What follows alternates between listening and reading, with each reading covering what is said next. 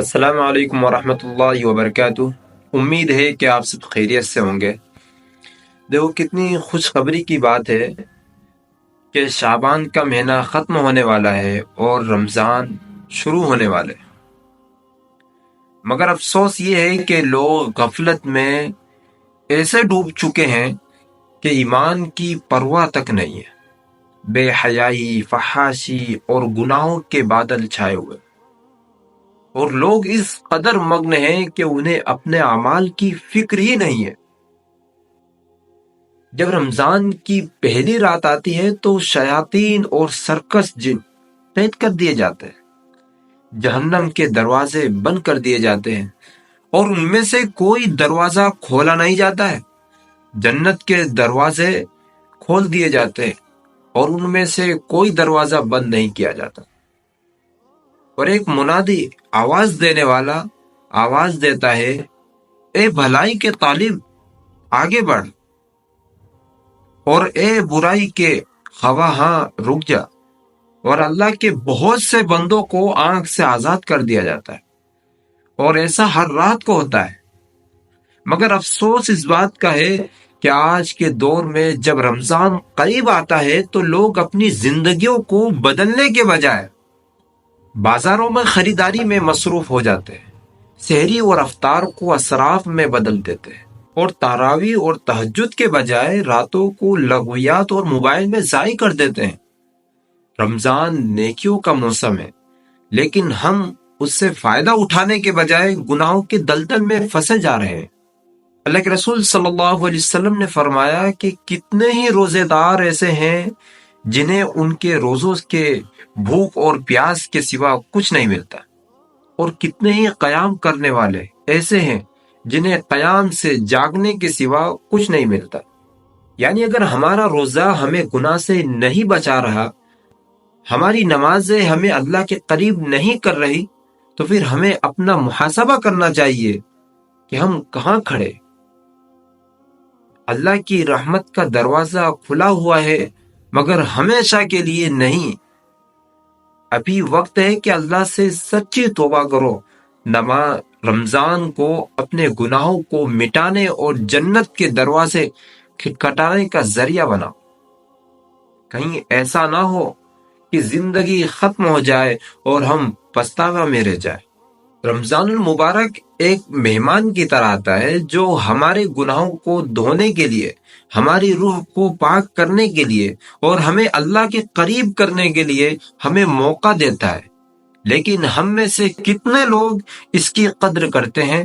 کتنے لوگ اس مہینے کو ویسا ہی گزار دیتے ہیں جیسا اللہ اور اس کے رسول صلی اللہ علیہ وسلم نے ہمیں سکھایا ہے؟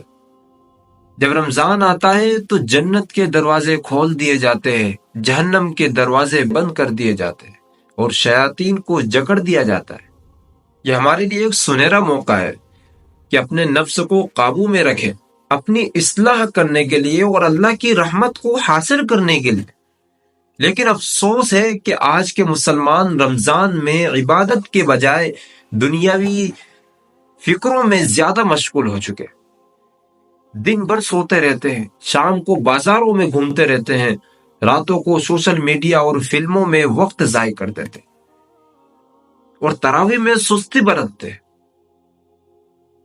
اللہ کے رسول صلی اللہ علیہ وسلم نے شعبان کی آخری تاریخ کو فرمایا، اے لوگو، تم پر ایک عظیم اور مبارک مہینہ سایہ فگون ہونے والا ہے، اس میں ایک رات لیلۃ القدر ہے جو 1000 مہینوں سے بہتر ہے۔ اللہ نے اس کے روزے فرض کیے ہیں اور اس کے راتوں میں قیام کو نفل قرار دیا ہے۔ جو شخص اس میں کسی نیکی کے ذریعے اللہ کا قرب حاصل کرے، وہ ایسا ہے جیسے کسی اور مہینے میں فرض ادا کیا، اور جو شخص اس میں فرض ادا کرے وہ ایسا ہے جیسے کسی اور مہینے میں 70 فرض ادا کیے ہو۔ لیکن آج کے لوگ رمضان کو محض سحری اور افطار کے کھانے کے ساتھ جوڑ کر دیکھتے ہیں، بازاروں میں رشک لگاتے ہیں، قیمتی لباس خریدتے ہیں، اور مسجدیں ویران رہتی ہے۔ کیا یہ وہی امت ہے جو رمضان کو بخشش اور تقوی کا معنی سمجھتی تھی، تقوی کا معنی سمجھتی تھی۔ اللہ تعالیٰ نے قرآن میں فرمایا، اے ایمان والو، تم پر روزے فرض کیے ہیں جیسے تم سے پہلے لوگوں پر فرض کیے گئے تھے، تاکہ تم تقوی اختیار کر لو۔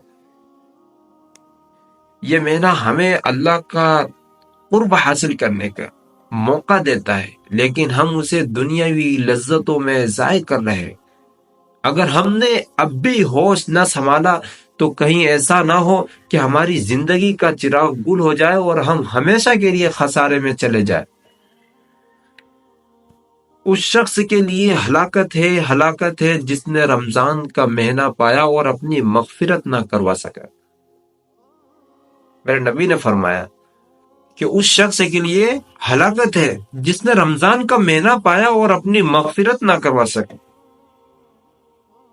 رمضان میں اپنی دعا و توبہ اور اعمال کو مضبوط کرو، اللہ سے اپنے گناہوں کی معافی مانگو، قرآن کو زیادہ سے زیادہ پڑھو، نوافل اور تہجد کو اپنی زندگی کا حصہ بناؤ، اور سب سے بڑھ کر کے اپنے دل کو اللہ کے لیے جھکا دو۔ اللہ ہمیں اس رمضان کو اپنی زندگی کا بہترین رمضان بنائے، ہمیں تقوی، پرہیزگاری اور اللہ کے قریب ہونے کی سعادت نصیب کرے، اور ہمیں خوش نصیب بندوں میں شامل کرے جن کے لیے جنت کے دروازے کھول دیے جاتے ہیں۔